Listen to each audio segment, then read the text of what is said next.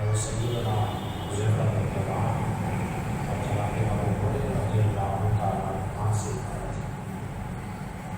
بیان کرتے ہیں کہ نبی کریم صلی اللہ علیہ وسلم نے ارشاد فرمایا تو قیامت کا دن ہوگا اللہ تبارک و تعالیٰ تمام لوگوں کو جمع کرے گا.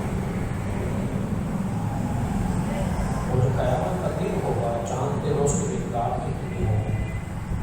یوم کان مقدارہ 50,000 سنہ، وہ 50,000 سال کا دن ہوگا.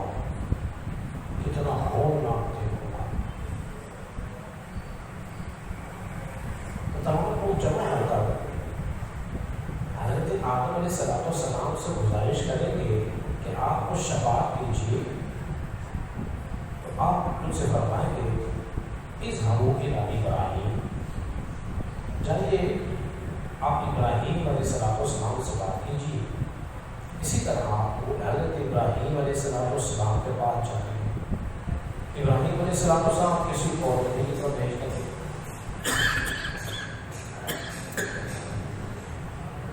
پھر ایک کے بعد ایک نبی جو ہے وہ دوسرے کے پاس بھیج رہا ہے. پھر کتار کے سارے جمع ہو کے رسول خدا صلی اللہ علیہ وسلم کی بات پر جمع ہوا. اب حضور یہ نہیں فرمایا کہ اذهبوا الی ابراہیم، یعنی کسی اور کے پاس جائیے. اب چونکہ رسول خدا صلی اللہ علیہ وسلم آپ ہی نبی ہیں اور شفاعت بھی اللہ نے آپ ہی کو عطا کی ہے، اور آپ شفاعت کریں گے اپنے امتیوں کی اللہ کی عطا سے، اللہ کے حکم سے.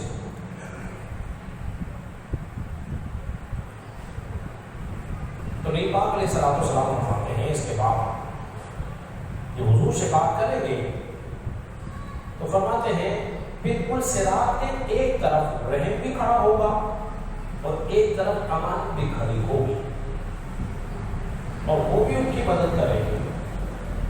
پھر حضور فرماتے ہیں ایک گروہ ایسا ہوگا جو بجلی کی طرح گزر جائے گا، ایک گروہ ایسا ہوگا جو ہوا کی طرح گزر جائے گا.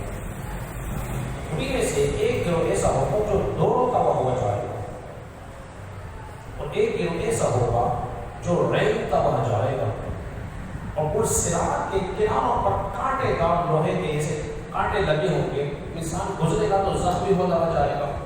اور اس کے نیچے کیا ہے؟ اس کے نیچے جہنم ہے، اور جہنم کی مسافت جانتے ہو کتنی؟ 70,000 برس. اتنی گہری ہے.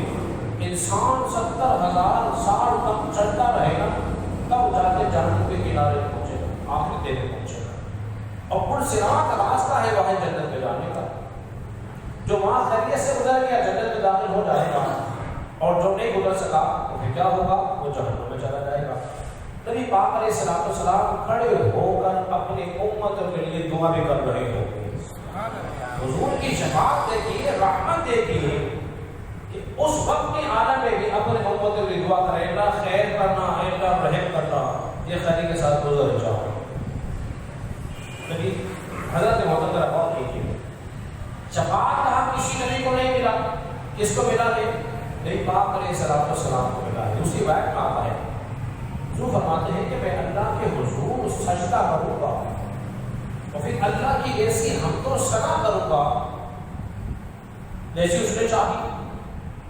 پھر اللہ مجھ سے فرمائے گا یا محمد اقرا فسقا، اے محمد صلی اللہ علیہ وسلم ذرا اپنا سر کو اٹھائیے، اپنا سر کو اٹھائیے.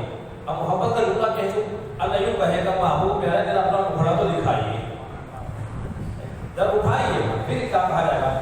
قل تسمع وسل تؤتوا واشفع تشفع. آپ سوال کیجیے، آپ مانگیں، آپ کو عطا کیا جائے گا، اور آپ جس کی شفاعت کریں گے اس کی شفاعت ہوتی چلی جائے گی. تو قیامت میں نبی پاک علیہ السلام کی شان محبوبی دکھائی جائے گی. جو حضور علیہ السلام کو ماننے والے ہیں وہ بھی دیکھیں گے، اور جو نہ ماننے والے ہیں وہ بھی دیکھیں گے. سارے لوگ جمع ہوں گے اور پھر نبی پاک علیہ السلام کی شان محبوبی دکھائی جائے گی. حضرت ابراہیم علیہ السلام بھی منتظر ہوں گے کہ کب اس اللہ کے محبوب کے ہونٹ ہل جائیں گے اور اللہ کے رحمت کے در کھل جائیں. نبی پاک علیہ السلام شفاعت فرمائیں جو حدیث کے اندر وارد ہوا ہے وہ یہ ہے کہ امانت بھی اس کی مدد کرے گی جس نے امانت کا حق ادا کیا. اب بتا چکے ہیں پرسوں کے درس میں امانت کسے کہتے ہیں. جس نے رحم جس کو دیا کرتا اس نے رحم کا حق ادا کیا، یعنی اس نے رحم کیا. اپنے سے چھوٹوں پہ شفقت کی جائے گی اور بڑوں کی عزت کی جائے گی. کہ جس کے دل میں رحم مادہ نہیں ہے وہ تو انسان ہی نہیں ہے. لیکن حیرت کی بات یہ ہے، بڑا کڑوا جملہ کہہ رہا ہوں، انسان جانوروں پر رحم ہوتا ہوا تو برداشت نہیں کرتا مگر ایک دوسرے پہ ظلم کرتا ہے، ایک دوسرے پہ رحم نہیں کرتا. جانور کو ظلم ہو رہا ہو اس کو رحم آ جاتا ہے، مگر انسان خود ظالم بن جاتا ہے اپنے بھائی پر، بہن پر، ماں باپ پر، رشتے داروں پر، دوست احباب پر ظلم و ستم کر رہا ہوتا ہے، وہاں اسے خیال نہیں آتا. تو لہٰذا اس کو چاہیے خیال کرے جب وہ اپنے عزیز و قریب کے ساتھ اچھا رویہ رکھے گا. اگر باپ اپنے اولاد کے ساتھ ظلم زیادتی کر رہا ہے چاہیے کب تک کرے گا؟ وہ دن دور نہیں جب اللہ کی پکڑ آ جائے گی. جب اللہ کی پکڑ جو ہے یہ سخت ہوتی ہے، اللہ کی پکڑ سے ہمیشہ ڈرتے رہنا چاہیے. اللہ رب العزت کی بات میں دعا کرے اللہ تعالیٰ ہم سب کو سمجھنے اور عمل پیرا ہونے کی توفیق عطا فرمائے. آمین. الحمدللہ.